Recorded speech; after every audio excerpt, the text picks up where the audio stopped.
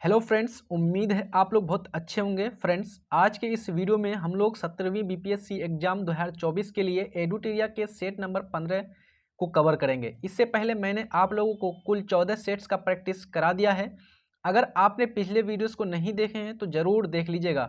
ये सभी वीडियोस आपको चैनल के प्लेलिस्ट में मिल जाएगा। चैनल पर अगर आप पहली बार विजिट कर रहे हैं तो चैनल को सब्सक्राइब जरूर कर लेंगे, ताकि जब भी मैं 17वीं बीपीएससी से संबंधित कोई भी इम्पोर्टेंट वीडियो अपलोड करूं तो उसका नोटिफिकेशन सबसे पहले आप तक पहुंच जाए। तो चलिए फ्रेंड्स, आज के सेशन को स्टार्ट करते हैं। पहला प्रश्न है, किसी राज्य का राज्यपाल किसके प्रति उत्तरदायी होता है? राष्ट्रपति, प्रधानमंत्री, विधानमंडल या फिर मुख्यमंत्री? तो ध्यान रखेंगे, राष्ट्रपति के प्रति राज्यपाल जो है उत्तरदायी होता है, क्योंकि राष्ट्रपति के द्वारा ही राज्यपाल की नियुक्ति की जाती है और उसको हटाया जाता है। तो ए ऑप्शन आपका बिल्कुल राइट हो जाएगा। यदि राज्यपाल की बात करें तो वो राज्य का संवैधानिक प्रधान होता है और विधानसभा या फिर विधानसभा विधानमंडल के द्वारा पारित किसी भी विधेयक पर उसका हस्ताक्षर अनिवार्य होता है। अनुच्छेद कौन सा अनुच्छेद 200 के तहत वो क्या करता है, किसी भी विधेयक पर अपना हस्ताक्षर करता है, अपनी सहमति देता है। नेक्स्ट प्रश्न है, निम्नलिखित में से किस संविधान संशोधन अधिनियम द्वारा शहरी स्थानीय शासन को संवैधानिक दर्जा प्रदान किया गया? तो आपको शहरी स्थानीय शासन यानी कि नगर पालिका के बारे में पूछ रहा है, तो ये आपका 74वां संविधान संशोधन अधिनियम के द्वारा दिया गया था। यदि आपको पंचायती राज व्यवस्था के बारे में पूछता तो वो आपका 73वां संविधान संशोधन अधिनियम होया था, और ये आपका 73वां संविधान संशोधन 1993 में पारित हुआ था, जबकि 74वां संविधान संशोधन कब हुआ था? 1994, है ना। नेक्स्ट प्रश्न है, निम्नलिखित में से कौन मुद्रास्फीति के कारण लाभ की स्थिति में होता है? अब मुद्रास्फीति को यदि आप समझ लेंगे तो इस प्रश्न का आंसर आसानी से कर सकते हैं। मुद्रास्फीति किसको कहते हैं? जब वस्तुओं और सेवाओं के मूल्य में एक लंबे समय के लिए क्या हो जाता है, वृद्धि हो जाता है, उसके मूल्य में वृद्धि हो जाती है, और जिसके कारण ये मुद्रा का जो मूल्य है वो घट जाता है, उसको बोलते हैं मुद्रास्फीति। इसको इंग्लिश में इन्फ्लेशन कहते हैं। मुद्रास्फीति को नियंत्रित करने का कार्य आरबीआई और सरकार दोनों मिल करके करता है। मुद्रास्फीति एक तौर पर आप महंगाई कह सकते हैं, लेकिन महंगाई लंबे दिनों तक रहता है, तब उसको बोलते हैं मुद्रास्फीति, ठीक है। और भारत के लिए यानी कि किसी भी विकासशील देश के लिए कितना होना चाहिए? 2% से लेकर के 6%, 2% से लेकर के 6%, यानी इसको ऐसे लिखा जाता है 4 ± 2, है ना। इतना प्रतिशत के बीच होना चाहिए आपका मुद्रास्फीति, तब वो देश के जीडीपी और देश की अर्थव्यवस्था के लिए सहायक होता है। और जब मुद्रास्फीति की यानी कि बात आती है, स्थिति उत्पन्न होती है, तो उस टाइम जो है ऋण लेने वाला और उत्पादन करने वाला व्यापारी वर्ग लाभ की स्थिति में होता है, और जो कोई भी निश्चित आय या फिर ऋण देने वाला ऋणदाता क्या होता, हानि की स्थिति में होता है, ठीक है।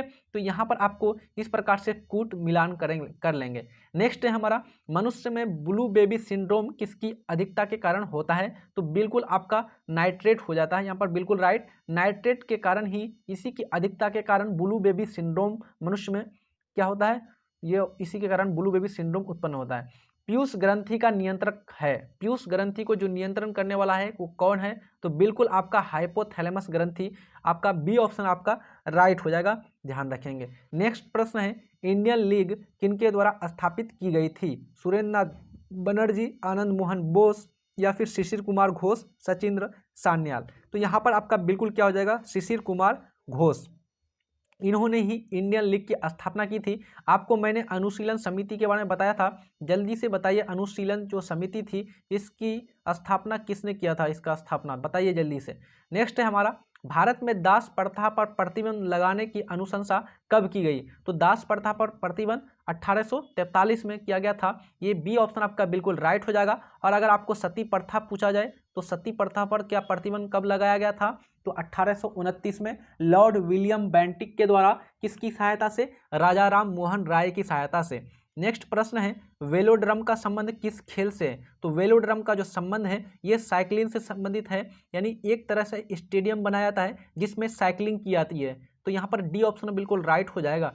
मेंडलीफ द्वारा बनाया गया आवर्त सारणी में दीर्घ आवर्त की संज्ञा किस आवर्तों को दिया गया है? चौथा, दूसरा, पांचवें, छठे? तो बिल्कुल यहाँ पर आपका चौथा, पांचवा और छठा जो है इनको दीर्घ आवर्त, पहला, दूसरा और तीसरा को लघु आवर्त की संज्ञा दी गई है, ध्यान रखेंगे।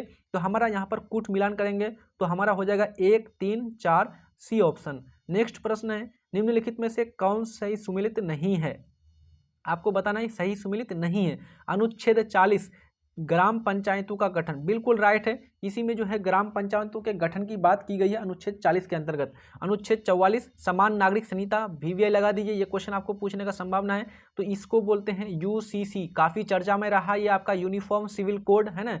तो यहाँ पर आपका 44 में किया गया, बिल्कुल राइट है। अनुच्छेद 42, ये मैंने आपको पहले बता दिया था कि 42 में क्या कहा गया है, काम की न्याय संगत और मानवोचित दशाओं तक का तथा प्रसूति सहायता महिलाओं को, है ना। तो ये आपका आर्टिकल 42 में आता है। अनुच्छेद 51 कार्यपालिका से न्यायपालिका का पृथक्करण, बिल्कुल गलत है। अनुच्छेद 51 में जो है आपका राष्ट्रीय और अंतर्राष्ट्रीय शांति व्यवस्था स्थापित करने की बात की गई है, और ये आपको डी ऑप्शन इस प्रश्न का राइट हो जाएगा। और ये सब के सब अनुच्छेद जो है किसके अंतर्गत रखा गया है, इसको डीपीएसपी यानी कि राज्य के नीति निर्देशक तत्व के अंतर्गत रखा गया है, ध्यान रखेंगे, directive principle of state policy.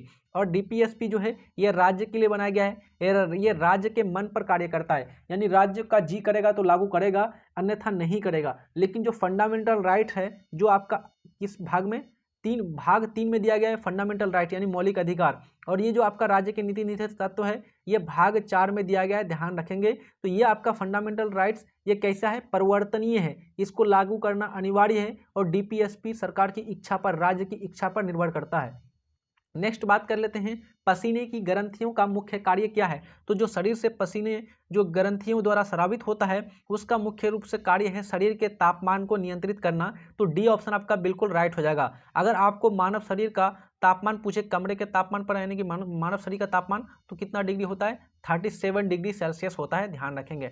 मनुष्य के शरीर में सबसे बड़ी कोशिका कौन सी है। तो मनुष्य के शरीर में सबसे बड़ी कोशिका तंत्रिका कोशिका आ जाएगा, बी ऑप्शन आपका बिल्कुल राइट हो जाएगा। यदि आपको पूछे कि जो है तंत्रिका कोशिका की जो है क्रियात्मक इकाई कौन सी है, तो ध्यान रखेंगे न्यूरॉन, न्यूरॉन इसका बिल्कुल हो जाएगा। और अगर आपको पूछे कि विरेचक यानी कि किडनी का कौन होता है क्रियात्मक इकाई, तो वो हो जाएगा आपका नेफ्रॉन।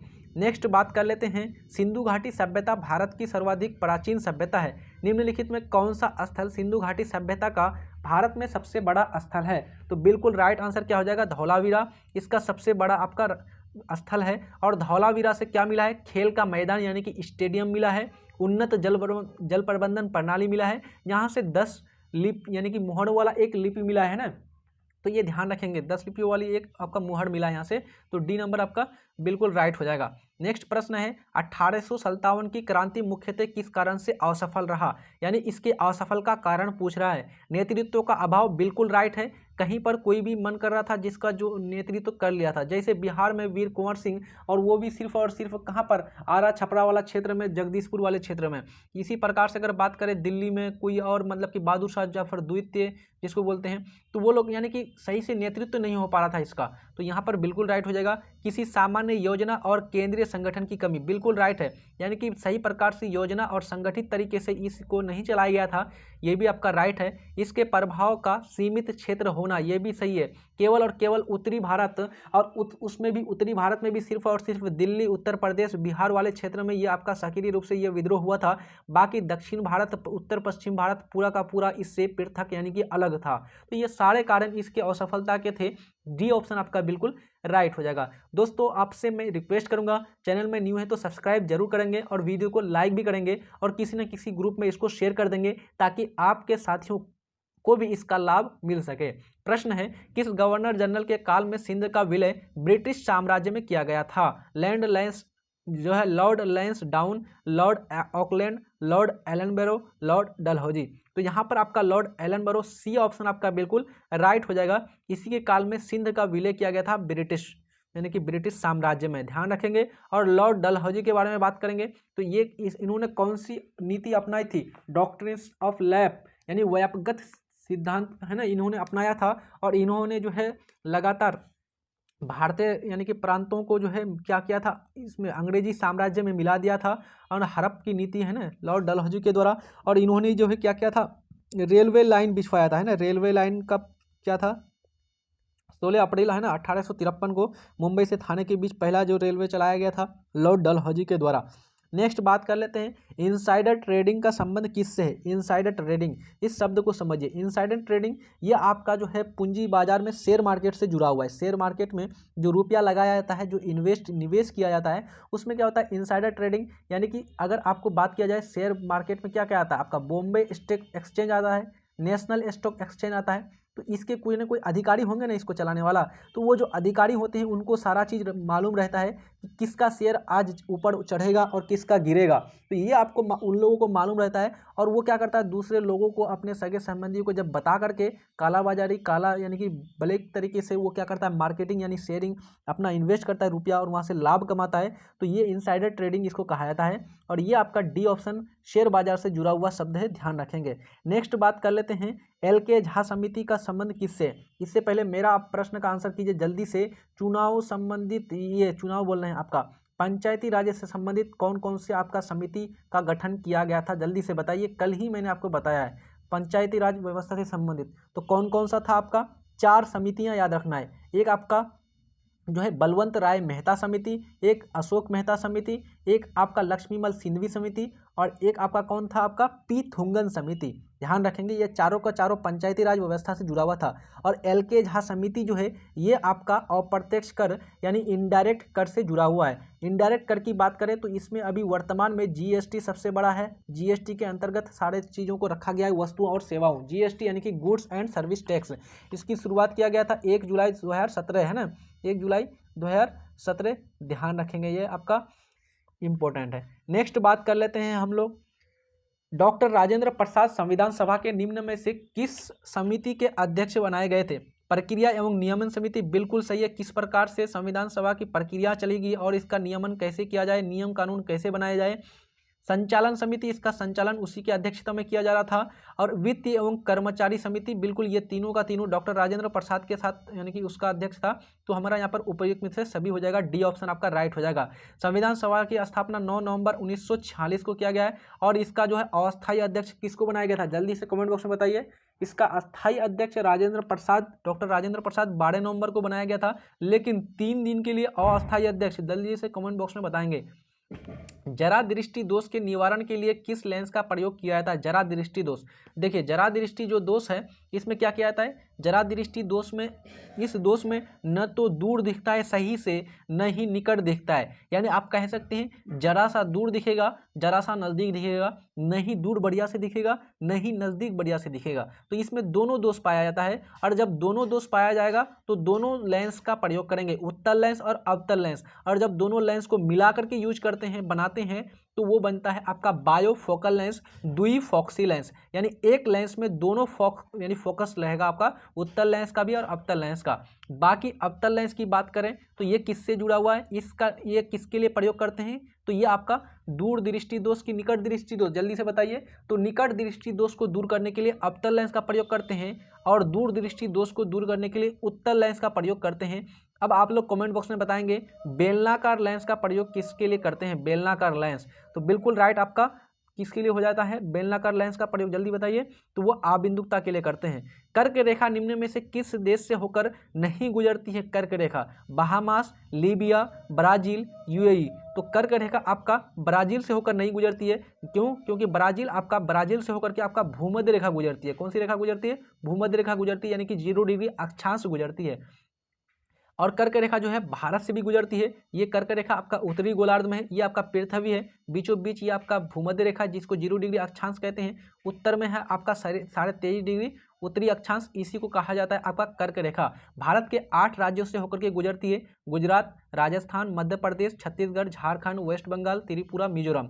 भारतीय संविधान की 6ठी अनुसूची में जनजातीय क्षेत्र के प्रशासन के प्रावधान हैं।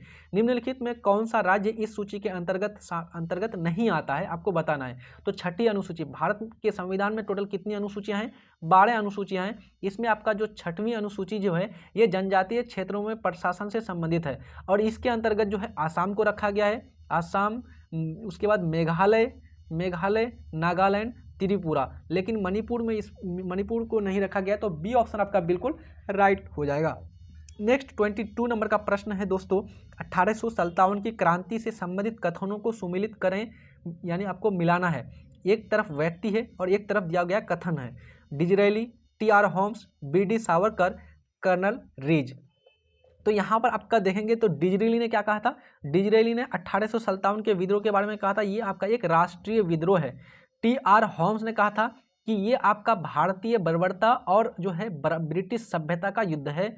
बी.डी. सावरकर ने इसको प्रथम स्वतंत्रता संग्राम कहा था, क्योंकि बी.डी. सावरकर भारतीय है इसलिए इसको प्रोत्साहित करेगा। और कर्नल रीज ने कहा था ये जो धर्म के इसमें अंधा हो गया है भारतीय लोग उसका और ईसाइयों के बीच एक धर्म युद्ध था, ये कर्नल रीज कहता है। तो ध्यान रखेंगे जो भी अंग्रेज होंगे वो इसको बर्बरता, असभ्यता, धर्मांध या राष्ट्रीय विद्रोह कहेगा, लेकिन बाकी जो है भारतीय लोग होंगे उसको क्या कहेंगे, एक स्वतंत्रता संग्राम कहेगा, है ना। तो इस प्रकार से आप लोग यहाँ पर मिलान कर लेंगे सही से। नेक्स्ट प्रश्न है आपका 1946 के कैबिनेट मिशन 3 कैबिनेट मंत्रियों से गठित था, निम्नलिखित में से इनका सदस्य कौन नहीं था। तो कैबिनेट मिशन इससे पहले कौन सा आया था, क्रिप्स मिशन, और वो असफल रहा। क्रिप्स मिशन का अध्यक्ष किसको बनाया गया था, स्टेफर्ड क्रिप्स को, और स्टेफर्ड क्रिप्स को भी कैबिनेट मिशन में रखा गया है। कैबिनेट मंत्रियों से बना हुआ ये आपका 3 सदस्यीय समिति था, इसलिए इसको कैबिनेट मिशन कहा गया।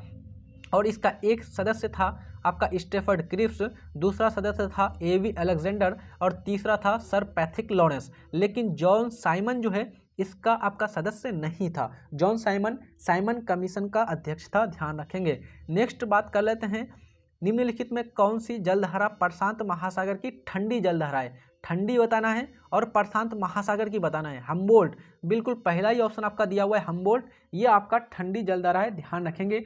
बाकी बेंगोएला, फॉकलैंड की जो जलधारा है ये अंध महासागर यानी अंटार्कटिक महासागर का जो है आपका ठंडी जलधारा है, ये आपका हो जाएगा। बाकी लेब्राडोर जो है ये आपका कहाँ है, ये कनाडा के क्षेत्र में बहता है। हमने कल ही आपको प्रश्न कराया था, मछली का उत्पादन काफ़ी वहाँ पर होता है, तो लेब्राडोर की जो धारा ये ठंडी है और अटलांटिक महासागर में बहने वाली धारा है। तो इस प्रश्न का बिल्कुल राइट ए ऑप्शन हो जाएगा। नेक्स्ट प्रश्न है, निम्नलिखित में कौन जो है सिकंदर का समकालीन था, यानी जब सिकंदर भारत पर आक्रमण किया था उस टाइम भारत में जो है उसका समकालीन शासक कौन था। अजातशत्रु, कालाशोक, उदयन या फिर आपका घनानंद, या इसको धनानंद बोलते हैं। तो डी ऑप्शन आपका राइट हो जाएगा। उस टाइम जब अशोक ने भारत पर आक्रमण किया था उस टाइम भारत यानी उत्तरी भारत में कौन था, नंद वंश का शासन था और नंद वंश में आपका धनानंद था। लेकिन जब जस्ट तुरंत बाद ही चंद्रगुप्त मौर्य ने कौटिल्य की सहायता से धनानंद को मार करके सत्ता पर मौर्य वंश की स्थापना किया है ना, भारत में मौर्य वंश की स्थापना किया था, ध्यान रखेंगे। नेक्स्ट बात कर लेते हैं हम लोग, गया अधिवेशन 1922 में किस परिवर्तनवादी नेताओं ने त्यागपत्र दे दिया। 1922 का जो गया अधिवेशन, सबसे पहले आप लोग बताइए जल्दी से, गया अधिवेशन जो 1922 में हुआ था इसकी अध्यक्षता किसने किया था, जल्दी से बताएंगे। अच्छा, इसमें परिवर्तनवादी जो नेता थे उन्होंने जो त्यागपत्र दिया था उसमें एक था आपका सी.आर. दास यानी चित्तरंजन दास और एक था आपका मोतीलाल नेहरू। तो 2 और 3 आपका बिल्कुल राइट हो जाएगा। नेक्स्ट प्रश्न है, यदि कोई संसद सदस्य सदन के अनुमति के बिना सदन की सभी बैठकों में से कितने दिनों तक अनुपस्थित रहता है तो सदन उसका सदस्यता रद्द कर देगा, घोषित यानी रिक्त घोषित कर देगा। तो बिल्कुल 60 दिन।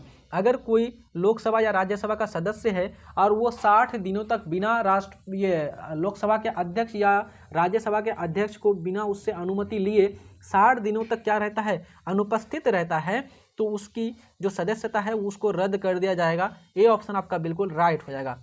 28 नंबर का प्रश्न है, निम्नलिखित में से कौन सा प्रतिनिधित्व का सिद्धांत अथवा प्रतिरूप नहीं है। न्यायशीलता, प्रगतिकरण, जनादेश, सर्वसम्मति। तो डी ऑप्शन आपका बिल्कुल राइट हो जाएगा, ये आपका प्रतिनिधित्व का सिद्धांत अथवा प्रतिरूप नहीं है।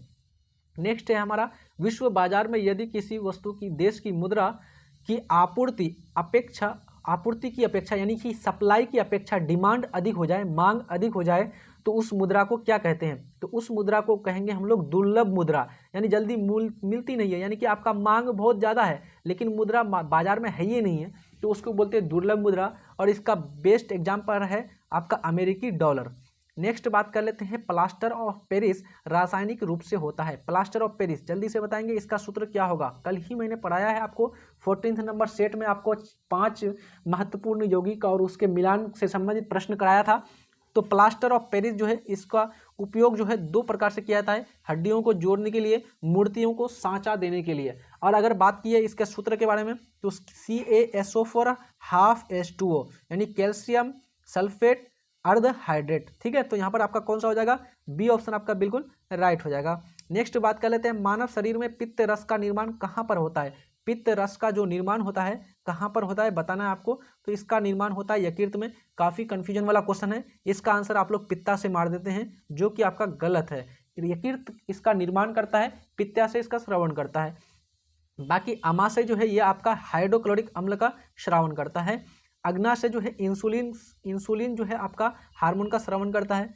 आगे बात कर लेते हैं, निम्नलिखित में से कौन सा औसत्य फल है, आपको बताना है इसमें से कौन सा औसत्य फल है। तो औसत्य फल इसमें आपका कौन हो जाएगा, सेब आ जाएगा आपका। उसके बाद आपका कौन आ जाएगा इसमें, अंगूर सत्य फल है, नाशपाती। तो सेब और नाशपाती 1 और 3 आपका बिल्कुल राइट हो जाएगा, सी ऑप्शन। नेक्स्ट प्रश्न है, निम्नलिखित में कौन सा पादप हार्मोन है। पादप हार्मोन आपको बताना है। तो पादप हार्मोन में कौन कौन आता है, एक आता है ऑक्सिन, एक आता है आपका जिब्रेलिन, एक आता है आपका साइटोकाइनिन, एक आता है एब्सिसिक अम्ल, एक आता है फ्लोरिजीन और एक आता है आपका कौन सा, एथिलीन, है ना। ये सारे आपको पादप हार्मोन के अंतर्गत आते हैं, ध्यान रखेंगे। तो हमारा क्या आ जाएगा, इसमें से सभी आ जाएगा, है ना। एब्सिसिक अम्ल, जिब्रेलिन, ऑक्सिन, साइटोकाइनिन सब के सब आ जाएंगे हमारा। तो डी ऑप्शन आपका उपयुक्त इसमें से सभी हो जाएगा।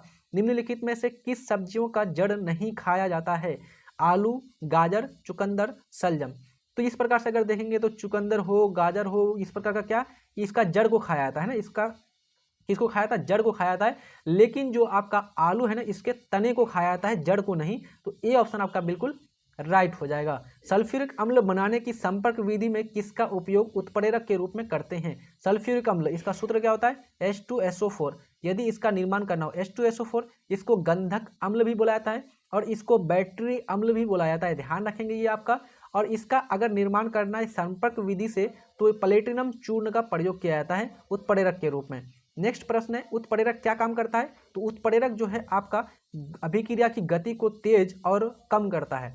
आपको मिलाना है इसमें से आवेग, कार्य, दाब, बल और एक तरफ उसके यूनिट दिए हुए हैं, SI यूनिट। तो यहाँ पर देखेंगे आवेग, आवेग का क्या होता है, आवेग होता है force into time, force into time. तो फोर्स का क्या होता है, बल यानी कि बल गुना समय, न्यूटन हो जाएगा और टाइम का हो जाएगा सेकंड। तो न्यूटन सेकंड हमारा 3 नंबर ऑप्शन में बिल्कुल राइट हो जाएगा। कार्य का क्या हो जाएगा, जूल हो जाएगा। दाब का दाब बराबर बल बटे क्षेत्रफल, जो प्रेशर होता है वो होता है दाब बराबर बल बटे क्षेत्रफल। तो F बटे ए हो जाएगा और F का हो जाएगा न्यूटन और एरिया का हो जाएगा मीटर स्क्वायर। तो न्यूटन मीटर स्क्वायर यहाँ पर हो जाएगा किसका, जो है दाब का हो जाएगा। और बल का तो बिल्कुल मालूम है आपको, न्यूटन। मिला लेंगे इस प्रकार से आप लोग। नेक्स्ट प्रश्न ले लेते हैं, आपसे रिक्वेस्ट करते हैं, आप लोगों के लिए काफ़ी ये PDF तैयार करने में काफ़ी जो है क्या करना पड़ता है, टाइम देना पड़ता है। बढ़िया तरीके से आप लोगों के लिए अच्छी तरह से ये लाया जाता है, इसलिए आप लोग क्या करेंगे, चैनल को सब्सक्राइब करेंगे ही, साथ में दूसरों तक शेयर भी करेंगे ज़्यादा से ज़्यादा, ठीक है। लोलक की काल अवधि टाइम पीरियड जो है निर्भर करती है, जो टाइम पीरियड है। तो टाइम पीरियड किस पर निर्भर करेगा, तो टाइम पीरियड का फॉर्मूला होता है 2π√L/G, L/G यही होता है आवर्त काल। और अगर यहाँ पर देखेंगे ये निर्भर किस पर करेगा, तो ध्यान देंगे यहाँ पर जो 2 है ना, 2, ये क्या है आपका निश्चित है, 2 का वैल्यू 2 ही रहेगा ना हमेशा। पाई का मान पाई रहेगा, 22/7 रहेगा, फिक्स है। जी का मान 9.8 ये भी फिक्स है, लेकिन एल फिक्स नहीं है। तो टी किस पर डिपेंड करेगा, एल पर डिपेंड करेगा। यदि एल को बढ़ा देते हैं, लंबाई को बढ़ा देते हैं, आवर्तकाल बढ़ जाएगा। यानी कि इस प्रकार से हमको पता चला कि जो टाइम है वो लंबाई के क्या है, समानुपाती है ना। तो इसलिए लंबाई के ऊपर डिपेंड करेगा, बी ऑप्शन बिल्कुल राइट हो जाएगा। नेक्स्ट प्रश्न है, प्रकाश की प्रकृति होती है, जो प्रकाश का जो नेचर होता है कैसा होता है, तरंग के समान, बिल्कुल राइट। ये आपका वैद्युत चुंबकीय तरंग की तरह होता है, कण के समान, ये भी आपका राइट। तो यहाँ पर आपका बिल्कुल दोनों का दोनों हो जाएगा, तरंग एवं कण दोनों के समान। नेक्स्ट प्रश्न है हमारा, निम्नलिखित में से कौन सा औसत्य है। एक तरफ आपको नेशनल पार्क दिए हुए हैं और दूसरा तरफ आपको राज्य दिए हुए हैं, आपको बताना है इसमें से कौन सा सही सुमेलित है, ये नहीं है, औसत्य है, बताना है। महावीर राष्ट्रीय उद्यान गोवा में है, बिल्कुल राइट है, ध्यान रखेंगे। महावीर नेशनल पार्क, जिसको जो है मोलम राष्ट्रीय उद्यान के नाम से जाना था, ये आपका गोवा में है, ठीक है, ध्यान रखेंगे। सॉरी दोस्तों, थोड़ा सा जो है टेक्निकल इशू आ गया था, चलिए कोई नहीं। चलिए यहाँ पर आपका प्रश्न था, एक तरफ नेशनल पार्क और दूसरी तरफ राज्य। तो महावीर राष्ट्रीय उद्यान जो है मोलम, ये आपका गोवा में है, बिल्कुल 100% सही है आपका। रानी झांसी मरीन राष्ट्रीय उद्यान, ये आपका अंडमान निकोबार द्वीप समूह में इसका निर्माण किया गया, तो ये भी आपका बिल्कुल राइट है। माओलिंग नेशनल पार्क, ये आपका अरुणाचल प्रदेश, ये भी आपका ठीक है। अरुणाचल प्रदेश में एक और है आपका नामदफा, ध्यान रखेंगे। इंटाकी नेशनल पार्क, ये मणिपुर में नहीं है आपका, तो डी ऑप्शन आपका बिल्कुल औसत्य है, ये मिलान नहीं है। नेक्स्ट बात कर लेते हैं, कुछ नेशनल पार्क आपको ध्यान रखना है। सिमलीपाल, सिमलीपाल नेशनल पार्क कहाँ पर है? उड़ीसा में है। भीतरकनिका कहाँ पर है? भीतरकनिका जो है आपका उड़ीसा में है। बिहार में कौन सा है? वाल्मीकि नगर राष्ट्रीय उद्यान है बिहार में, ध्यान रखेंगे आप लोग। उसके बाद उत्तराखंड में आपका राजाजी नेशनल पार्क है। उसके बाद उत्तराखंड में आपका एक और है आपका जिम कार्बेट, जिम कार्बेट आपका उत्तराखंड में है। उसके बाद अगर उत्तर प्रदेश की बात किया है तो वहाँ पर आपका है दुधुआ नेशनल पार्क, है ना, दुधुआ नेशनल पार्क वहाँ पर है। तो ध्यान रखेंगे कुछ नेशनल पार्क, वैसे आपका आते रहेगा, मैं बताते रहूँगा। निम्नलिखित में से कौन सही सुमेलित नहीं है? यहाँ पर घास के मैदान दिए गए हैं और उसके साथ मिलाना है कि ये किस प्रकार के घास के मैदान है। डाउन्स, ये उष्णकटिबंधीय घास के मैदान, बिल्कुल पहला ही ऑप्शन आपका सही सुमेलित नहीं है। ये आपका डाउन्स जो है शीतोष्ण जो है कटिबंधीय घास के मैदान है, तो ए नंबर हमारा गलत हो जाएगा। बाकी स्टेपीज शीतोष्ण कटिबंधीय है, बिल्कुल राइट। सेलवास उष्ण कटिबंधीय वन। टैगा भारत में भी पाया था, हिमालय वाले क्षेत्र में, ये भी शीतोष्ण के अंतर्गत आता है, तो ये भी आपका राइट हो जाएगा। इस प्रकार से मैंने आपको बताया था पिछले वीडियो में, परेयरी कहाँ पर पाया जाने वाला घास का मैदान है? ये उत्तरी अमेरिका में। उसी प्रकार से वेल्ड दक्षिण अफ्रीका में है वेल्ड। पंपास आपका कहाँ पर है? पंपास ये आपका अर्जेंटीना में है। निम्नलिखित में कौन सही सुमेलित नहीं है? एक तरफ आपको बांध दिए गए हैं और एक तरफ नदी दिया गया है। अलमाटी बांध कृष्णा नदी पर, बिल्कुल आपका राइट है। गांधी सागर बांध ये चंबल नदी पर बनाया गया, गांधी सागर बांध ये भी आपका सही है। सरदार सरोवर बांध नर्मदा नदी पर बनाया गया, ये भी ठीक है। इडुक्की बांध कावेरी नदी, ये आपका गलत है, तो हमारा डी ऑप्शन बिल्कुल राइट हो जाएगा, कावेरी नदी पर नहीं है। निम्नलिखित में से कौन सा एक स्थल रुद्ध देश है? Belgium, Hungary, Romania, Ukraine. स्थल रुद्ध देश के बारे में पूछ रहा है, तो स्थल रुद्ध यानी कि आपका लैंड लॉक कंट्री इसमें से कौन है? यानी जो देश चारों तरफ से भूमि से घिरा हुआ है, तो भूमि आवेशित देश है आपका हंगरी। हंगरी की राजधानी है बुडापेस्ट। बाकी बेल्जियम, रोमानिया, यूक्रेन ये सब के सब कैसे देश हैं? भू आवेष्टित देश नहीं है, इन्हें किसी न किसी तरफ से यह पानी से घिरा हुआ है। भारतीय उपमहाद्वीप में कृषि प्राचीनतम साक्ष्य प्राप्त हुए। कृषि का प्राचीनतम साक्ष्य कहाँ से मिला है? वर्तमान में नवीन खोज के अनुसार ये आपका लाहौरा देवा, बिल्कुल राइट हो जाएगा, बी ऑप्शन। बाकी चावल के बारे में पूछे तो कोल्डिवा हो जाएगा, गेहूं और जौ पूछेगा तो मेहरगढ़ हो जाएगा। नेक्स्ट बात कर लेते हैं, अतरंजी खेरा से क्या मिला है? लौह, है ना, लोहे की का उपकरण। सिंधु घाटी सभ्यता में मिट्टी से बने हल का प्रतिरूप कहाँ से मिला है? मिट्टी से बने हल का प्रतिरूप, तो ये मिला है आपका बनवाली से। कहाँ से मिला है? बनावाली से ये आपका मिला है। और उसके बाद अगर आपको पूछेगा कि जुते हुए खेत का साक्ष्य, है ना, जुते हुए खेत का साक्ष्य कहाँ से मिला है? कालीबंगा से मिला है। ईसा की 6वीं सदी में प्रारंभ में भारत का जो है आपका सर्वाधिक शक्तिशाली नगर कौन सा था? गंधार, कंबोज, काशी, मगध। ये सब के सब मैंने आपको बताया है, ये सब के सब क्या है? आपका महाजनपद काल, महाजनपद काल के अंतर्गत आता है। और सबसे जो आपका शक्तिशाली था उसमें था मगध। और मगध की राजधानी कहाँ पर थी? राजगिरे, या फिर इसका राजधानी था गिरिब्रज, ध्यान रखेंगे। गंधार की राजधानी तक्षशिला, कंबोज की राजधानी हाटक, काशी की राजधानी कहाँ पर थी? बताइए तो जल्दी से। मगध, कंबोज और गंधार का मैंने बता दिया, जल्दी से बताइए काशी की राजधानी कहाँ पर थी। और जो है उसी प्रकार से 16 महाजनपद थे टोटल, है ना। जैन धर्म में महावीर के द्वारा ज्ञान प्राप्ति को क्या कहा गया है? जैन धर्म में तो उसको बोला गया है कैवल्य। और बौद्ध धर्म में गौतम बुद्ध के ज्ञान की प्राप्ति को बुद्धत्व कहा गया है, ध्यान रखेंगे। गौतम बुद्ध के मृत्यु को महापरिनिर्वाण कहा गया है। उसके घर के त्याग को महाभिनिष्क्रमण कहा गया है, ये ध्यान रखेंगे। नेक्स्ट प्रश्न है, लिंगराज मंदिर का नींव डाली थी। लिंगराज मंदिर का जो नींव डाला था किसने? ययाति केसरी, बिल्कुल ऑप्शन ए में ही आपका आंसर दिया हुआ है, तो ययाति केसरी ने जो है लिंगराज मंदिर का नींव डाला था। नेक्स्ट प्रश्न है 48 नंबर का, जल्द ही हमारा सेशन समाप्त होने वाला है। कांग्रेस के किस अधिवेशन में पहली बार मौलिक अधिकारों से संबंधित प्रस्तावना पारित किया गया? तो आपका कांग्रेस का बोला कि मौलिक अधिकार, है ना, मौलिक अधिकार, ये आपका कराची अधिवेशन हो जाएगा। कराची अधिवेशन कब बुलाया गया था? कराची अधिवेशन 1931 में, है ना, 1931 में आपका हुआ था। और 1929 के लाहौर अधिवेशन में पूर्ण स्वतंत्रता की मांग की गई थी। नेक्स्ट प्रश्न है, हॉट मनी यानी जिसको बोलते हैं उष्ण मुद्रा या फिर जिसको बोलते हैं गर्म मुद्रा, इसके बारे में मैंने आपको बताया है कि उष्ण मुद्रा कहाँ पर लगाया जाता है? शेयर मार्केट में आता है। ये शेयर मार्केट में आता है और इन्वेस्ट होता है, और इन्वेस्ट होने के बाद लाभ कमा करके भाग जाता है, इसलिए बोलते हैं इसको गर्म मुद्रा। गर्म यानी एक स्थान से तुरंत दूसरे स्थान पर स्थानांतरित हो जाता है। और ये शेयर मार्केट यानी कि ये आपका FPPI के अंतर्गत आता है। FPI फॉरेन पोर्टफोलियो इन्वेस्टमेंट, यानी कि विदेशी पोर्टफोलियो निवेश। ठीक है, दो प्रकार का निवेश आता है बाहर से, एक आपका FDI के रूप में और एक आपका FPI के रूप में। FDI के रूप में यदि आता है तो देश की अर्थव्यवस्था को ज़्यादा लाभ और देश की आधारित संरचना और अन्य चीज़ों का ज़्यादा ये होता है आपका, तो FDI ज़्यादा बढ़िया रहता है किसी भी देश के लिए। निम्नलिखित में कौन बिम स्टेक का सदस्य नहीं है? बिम स्टेक, श्रीलंका, S से श्रीलंका है यहाँ पर, मालदीव ये आपका नहीं है, मालदीव नहीं है, M से जो है आपका म्यांमार आता है इसमें, थाईलैंड, T से आपका थाईलैंड है, लेकिन मालदीव इसमें नहीं आता है, ध्यान रखेंगे। तो बी ऑप्शन आपका बिल्कुल राइट हो जाएगा। ये हमारा सेशन यहाँ पर ऑब्जेक्टिव का जो प्रैक्टिस वाला सेशन था ये समाप्त होता है हम लोग, क्योंकि 50 प्रश्न देख रहे हैं और टोटल हम लोग इस सीरीज में कितने प्रश्न देखेंगे? 5000 प्रश्नों को देखने वाले हैं, यानी कि 100 सेट्स है ना। और ये आपका 15वां नंबर का सेट है। लास्ट तक सारे के सारे सेट्स को करना है प्रैक्टिस, ताकि आपका एग्जाम बढ़िया तरीके से आपका जाने वाला है, क्योंकि आपका अभी अच्छा खासा टाइम है और उसका ये जो समय है इसका प्रयोग कीजिए, बढ़िया तरीके से प्रैक्टिस कीजिए। और प्रैक्टिस करके जाएंगे तभी आपको क्वेश्चन सही से बुझेगा, नहीं तो पता चलेगा कि कहाँ से आया, पता ही नहीं चलेगा कुछ। ठीक है, और बाकी हम लोग वीडियो के अंत में हिस्ट्री वाले पोर्शन का हम लोग चर्चा कर रहे हैं। तो आज हम लोग जो है बात करेंगे दिल्ली सल्तनत का।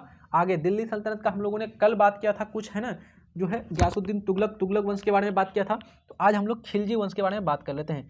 खिलजी वंश में आपका खिलजी वंश का संस्थापक कौन है? तो जलालुद्दीन फिरोज खिलजी, ध्यान रखेंगे। अलाउद्दीन खिलजी इस वंश का सबसे अच्छा, मतलब कि सबसे कुशल शासक और सर्वाधिक विस्तार करने वाला शासक है खिलजी वंश का। अलाउद्दीन खिलजी ने सबसे पहली बार सैनिकों को नकद वेतन देने के लिए और अस्थायी सेना की शुरुआत किया था। ध्यान रखेंगे, काफ़ी इंपॉर्टेंट है, ये पॉइंट आपको याद रखना है। अलाउद्दीन खिलजी ने घोड़े को दागने की प्रथा और सैनिकों के हुलिया लिखने की प्रथा शुरू किया था। यानी घोड़े के दागने की प्रथा इसलिए शुरू किया था कि इसके दरबार में बहुत सारे ऐसे सैनिक अधिकारी होते थे जो 5 घोड़े रखते थे लेकिन 10 घोड़े का वेतन लेता था, यानी कि भ्रष्टाचार में लिप्त था, इसलिए इन्होंने ऐसी प्रथा की शुरुआत किया था। आगे बात करते हैं, इसने मूल्य नियंत्रण प्रणाली प्रथा की शुरुआत किया था। मूल्य नियंत्रण, बाजार पर किस प्रकार से मूल्य में नियंत्रण किया जाए, तो इस पर इन्होंने क्या किया था? कालाबाजारी पर रोक किया जाए, जमाखोरी पर रोक किया जाए, उस पर कार्य किया था। तो यहाँ पर ये हो जाएगा आपका। उसके बाद इसने सीरी का किला, अलाई का दरवाजा, 1000 खंभा महल का निर्माण करवाया था, ये निर्माण से संबंधित है उसका। इसने स्वयं को सिकंदर ए सानी, सानी मीन से होता है दूसरा, इन्होंने अपने को दूसरा सिकंदर घोषित किया था, ध्यान रखेंगे। और इन्होंने ही एक नया धर्म चलाने की क्या किया था? चलाने का ये इन्होंने जो है शुरू किया था, लेकिन चला नहीं था, है ना। और इन्होंने अपने को सिकंदर सानी, क्योंकि इन्होंने ये सोचा था कि हम भी दुनिया को जीतेंगे सिकंदर की तरह। इसके समय भू राजस्व की दर का कितना था? उपज का 1/2 था, यानी 50% कर दिया था, क्योंकि इन्होंने अस्थायी सेना रखना शुरू किया था कृषि व्यवस्था को सुधार करने के लिए। उसके बाद नगद वेतन देने की बात कर, यानी स्टार्ट किया था। मूल्य नियंत्रण प्रणाली का शुरू किया था। तो ये सारे कार्य कैसे होंगे? जब तक राजा के पास, शासक के पास रुपया नहीं होगा तो कैसे होगा? तो उन्होंने उपज को, यानी टैक्स को बढ़ा करके कितना कर दिया था? लगान को 1/2 कर दिया था, 50%।